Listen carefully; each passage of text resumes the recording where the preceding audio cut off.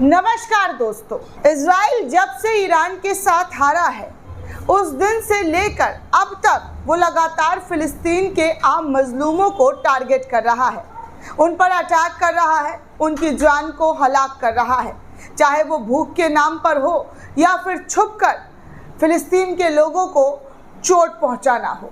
ये पूरी दुनिया देख रही है। लगातार फिलिस्तीन से आ रही तस्वीर चीख चीख कर बयां कर रही है कि इजराइल के आर्मी, इजराइल की सेना किस तरीके से वहाँ के लोगों को टारगेट करते हुए दिखाई दे रहे हैं, कैसे उनको तड़पा रहे हैं, कैसे उनको मारा जा रहा है। लेकिन इसी बीच दोस्तों हमास एक्टिव हो चुका है और यमन भी एक्टिव हो चुका है। यमन ने तो साफ कह दिया है कि वो हर कीमत पर फिलिस्तीन के साथ है, चाहे उसके लिए उसको कोई भी कीमत क्यों ना चुकानी पड़े। और यमन अब एक बार फिर से इजराइल पर अटैक करना शुरू कर चुका है और वो भी तेज़ी के साथ। खबरों की बात की जाए दोस्तों तो यमनी सेनाओं ने अपने कई लाख, जी हाँ, कई लाख सेनाओं के साथ इजराइल पर बड़ा हमला कर दिया है। ऐसी रिपोर्ट, ऐसी खबर निकलकर सामने आ रही है।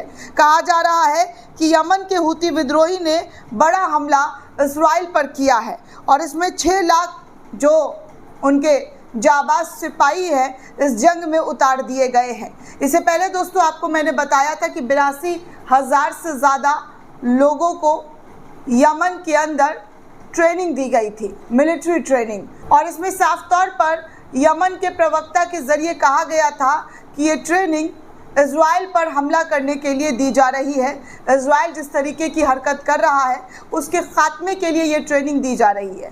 अब ऐसे में यमन ने एक बार फिर से जमकर इजराइल पर हमला बोल दिया है और इजराइल के अंदर तबाही मचती हुई नज़र आ रही है।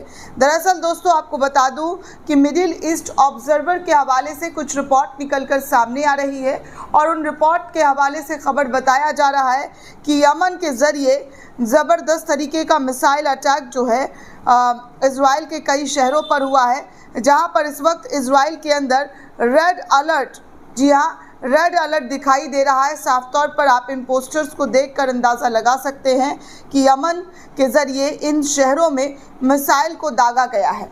आपको बता दूं कि यमन ने मिसाइल दागे जाने के बाद कब्ज़े वाले फ़िलिस्तीन के बड़े इलाके में मिसाइल सायरन बजने लगा। तो इस तरीके की तस्वीरें जो है इजराइल से निकलकर सामने आ रही है।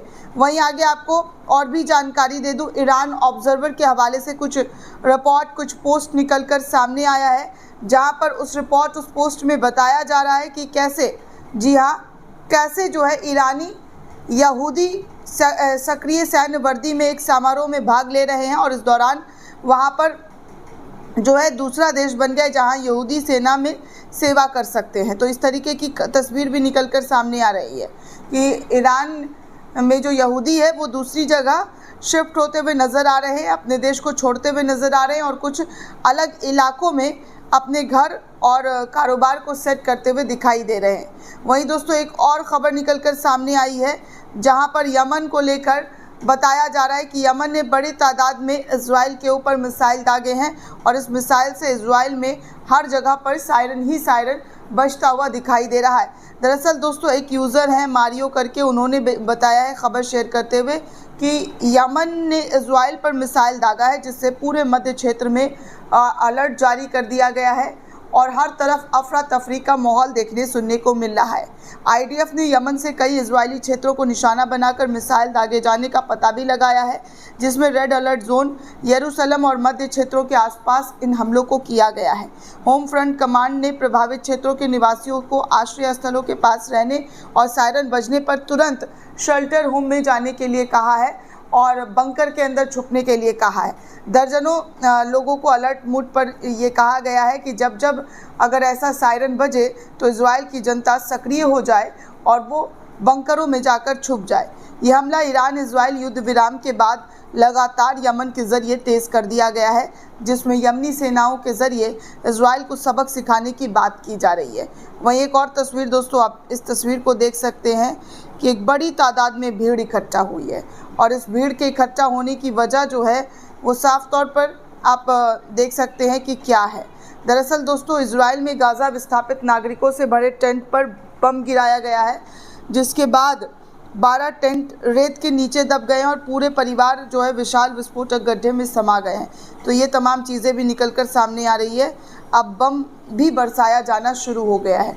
तो सोचिए किस तरीके की चीज़ें जो है इस जंग में देखने सुनने को मिल रही है। ये जंग इतना लंबा हो चुका है दोस्तों कि इसके ख़ात्मे की उम्मीद जब जब की जाती है तब कोई ना कोई ऐसी खबर निकल कर सामने आ जाती है जिससे दिल और ज़्यादा दहल जाता है, दिल में और ज़्यादा डर दिखाई देने लग जाता है कि आगे पता नहीं क्या होगा। आगे दोस्तों आपको बता दूं, मिडिल ईस्ट ऑब्जर्वर के हवाले से कुछ रिपोर्ट, कुछ खबर निकल कर सामने आई है, जहां पर बताया जा रहा है कि यमन के ज़रिए मिसाइल दागा गया है। और यमन के जो प्रवक्ता है अंसरुल्लाह, वो अपने सोशल मीडिया एक्स पर पोस्ट करते हुए लिख रहे हैं कि हम गाज़ा को किसी भी कीमत पर नहीं अकेला छोड़ सकते, हर हाल में उसके साथ खड़े रहेंगे, कंधे से कंधा मिलाकर। जिस तरीके से गाज़ा के लोगों के साथ किया जा रहा है उसको लेकर हम कभी भी पीछे नहीं हटेंगे, हर संभव मदद पहुंचाने की कोशिश हम करते रहेंगे। और वही यमन के ज़रिए किया जा रहा है। इजराइल जितनी तेज़ी से गाज़ा के अंदर मिसाइल दाग रहा है उसी तेज़ी से यमन के जो लड़ाके हैं, जो विद्रोही हैं, वो इजराइल को सबक सिखाते हुए नज़र आ रहे हैं। वहीं मिडिल ईस्ट अफेयर से खबर निकलकर सामने आ रही है जहां पर कहा जा रहा है कि ईरानी राष्ट्र के सभी सदस्यों से आग्रह किया गया है कि वो आने वाले दिनों में देश के भीतर सड़कों पर सैन्य उपकरणों की आवाजाही या तैनाती से संबंधित किसी भी तस्वीर को ना लें और अपने देश की कोई भी संवेदनशील चीज़ें सोशल मीडिया पर ना पोस्ट करें ताकि ईरान सुरक्षित रह सके। तो आप समझ सकते हैं कि ईरान कितने बड़े लेवल पर जो है तैयारियों में जुट गया है, जिसको लेकर अपने नागरिकों को किसी भी प्रकार से फ़ोटो वीडियो बनाने के लिए मना कर दिया गया है। आगे दोस्तों आपको बता दूं कि ट्रंप बोल रहे हैं कि मैंने खamenei को भयानक मौत से बचाया है। उनका इजराइल के खिलाफ जीत का दावा झूठा है। ईरान की सेना, इकोनॉमी और भविष्य बर्बाद है। तो इस तरीके की बातें जो है ट्रंप के ज़रिए कही जा रही है। अमेरिकी राष्ट्रपति ट्रंप ने शुक्रवार को ईरान के सुप्रीम लीडर को लेकर कहा कि उन्होंने ईरान के सुप्रीम लीडर को मौत से बचाया है। अब आप सोच लीजिए कि ये लोग किस कदर झूठ बोल सकते हैं और कितना हद तक झूठ बोलते हुए नज़र आ रहे हैं, ये आपके सामने है। क्या ये सच है दोस्तों? क्योंकि जिस तरीके से ईरान और इजराइल पर वॉर हो रहा था तो ईरान ने कभी भी नहीं कहा कि उसे सीज़ फायर चाहिए। ईरान लगातार इजराइल पर अटैक कर रहा था और इस कदर अटैक कर रहा था कि ईरान के ज़रिए मिसाइल दागी गई तमाम तस्वीरें चीख कर बयां कर रही थी कि देखिए ऐसा हाल इजराइल के अंदर कर दिया गया। लेकिन फिर भी ये लोग अपने आप को वो कहते हैं ना क्रेडिट जीवी, तो वही क्रेडिट जीवी लोग हैं जो क्रेडिट किसी को देना नहीं चाहते हैं और ख़ुद को क्रेडिट देकर ये बताने की कोशिश करते हैं कि वो सबसे महान है। लेकिन हकीकत ये है कि ये महान नहीं बल्कि जंग में झोंकने वाले लोग हैं, युद्ध में झोंकने वाले लोग हैं, जो कि युद्ध में झोंक कर खुद दूर से नज़ारा देखते हैं, दूर से मज़ा लेते हुए नज़र आते हैं, क्योंकि इनकी जो चीज़ें हैं वो ऐसे ही नज़र आ रही है।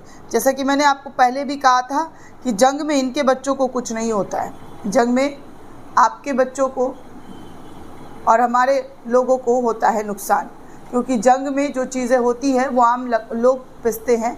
ये लोग तो बंकरों में और इनके पास इतनी सिक्योरिटी होती है कि ये छुप जाते हैं, भाग जाते हैं। लेकिन आम लोग कहाँ छुपेंगे, कहाँ भागेंगे, और जहाँ छुपते भी हैं तो वहाँ सेफ्टी नहीं होता है। तो ये सब कुछ जान के रखिए कि जंग सिर्फ बर्बादी लाती है और वही बर्बादी का नज़ारा अमेरिका और इजराइल के ज़रिए लाया गया।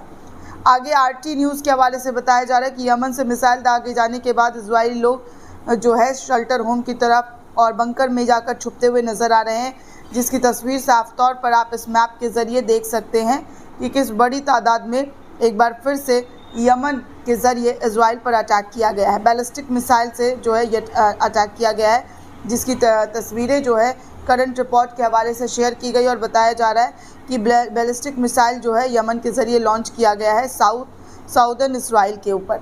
तो आप साफ देख सकते हैं कि कैसे बड़ी तादाद में जो है यहाँ पर साउदर्न इसराइल में यमन के ज़रिए उनके लड़ाकों के ज़रिए मिसाइल दाग कर गाज़ा के लोगों की हिफाजत की जा रही है। वहीं आगे दोस्तों आपको बता दूं कि पिछले साल यमनी सेना ने 6 लाख, जी हाँ 6 लाख लोगों को ट्रेनिंग दिया था इस जंग में लड़ने के लिए। तो आप साफ तौर पर देख सकते हैं कि इस जंग में 6 लाख लोग उतर चुके हैं सीधे तौर पर। यमन के जो सिपाही हैं वो सीधे तौर पर इस जंग में नज़र आ रहे हैं लड़ाई लड़ने के लिए, और ये युद्ध और भी ज़्यादा ख़तरनाक हो सकता है अगर इजराइल युद्ध रोकता नहीं है तो। और अगर इजराइल इस तरीके की हरकत करता है तो ये और भी भयानक और ख़तरनाक हो सकता है। दोस्तों, इस पूरे रिपोर्ट को लेकर आप क्या सोचते हैं, आपकी क्या प्रतिक्रिया, में कमेंट करके ज़रूर बताइएगा। साथ ही साथ चैनल को ज़्यादा से ज़्यादा लाइक, शेयर और सब्सक्राइब करना बिल्कुल भी ना भूलें। शुक्रिया दोस्तों।